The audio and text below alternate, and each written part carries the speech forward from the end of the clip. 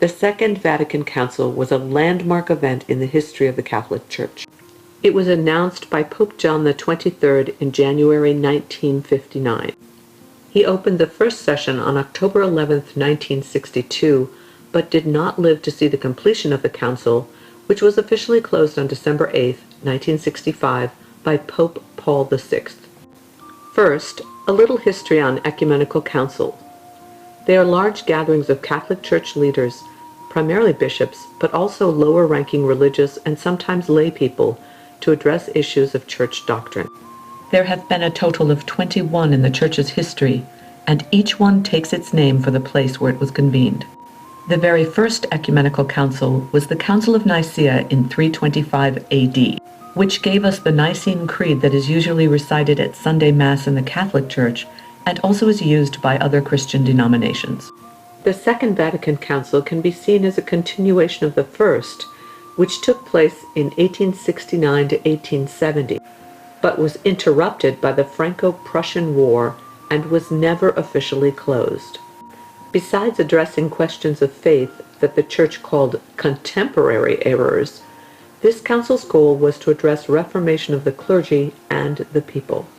Relations between the Roman branch of Catholicism and the Eastern Orthodox Catholic Church was a major agenda item. This was the seed of the Church's first efforts to look outside its own borders and open a dialogue with other faiths. This issue was expanded to other religions and became a major theme of the Second Vatican Council. A major outcome of the First Vatican Council was the declaration of the infallibility of the Pope on matters of doctrine. Having given the Pope the authority to make doctrinal declarations, most senior church leaders assumed that there was no more need for ecumenical councils. So it came as a big shock when Pope John XXIII said he wanted to throw open the windows of the Church and let the fresh air of the Spirit blow through by convening another council to examine issues that the contemporary Church faced. To better understand why John XXIII found this necessary, we need to look at the historical context. The Vietnam War was underway, and it was part of the larger Cold War, a period of political hostility between the U.S.-led Western powers and the Soviet bloc that raged from 1945 to 1990. The Berlin Wall went up in 1961, and the Cuban Missile Crisis followed shortly thereafter in 1962. President John F. Kennedy was assassinated in 1963, and his brother Robert F. Kennedy was assassinated 5 years later. The space race took hold. The Soviets launched Sputnik, the first man-made satellite, in 1957, and the U.S. answered by landing astronauts on the moon in 1969. At the same time, the civil rights movement was taking hold amid recurring and unpredictable acts of assassination, violence, and unrest. Women, who entered the workforce out of necessity during World War II, demanded equal pay for equal work and became increasingly frustrated at the slow pace of reform. Students became activists and staged sit-ins on university campuses. Some turned to violence, burning buildings and setting off homemade bombs. In the midst of this turmoil, John XXIII saw a need to re-examine the Catholic Church's role in a dramatically changing society, and so he convened the Second Vatican Council.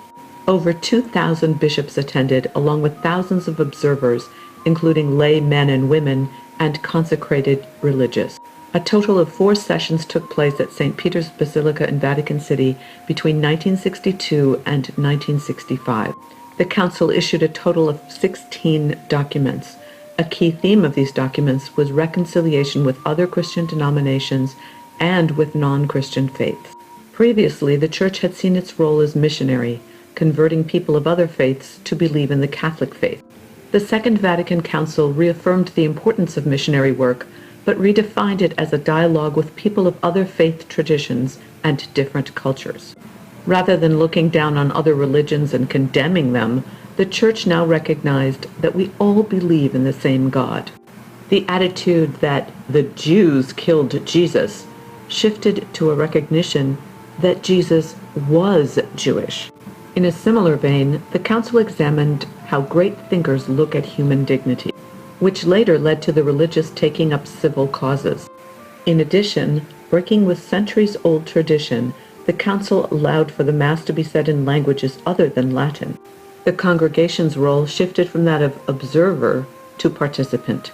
The council also redefined or clarified the Church's position regarding the media, education, and divine revelation.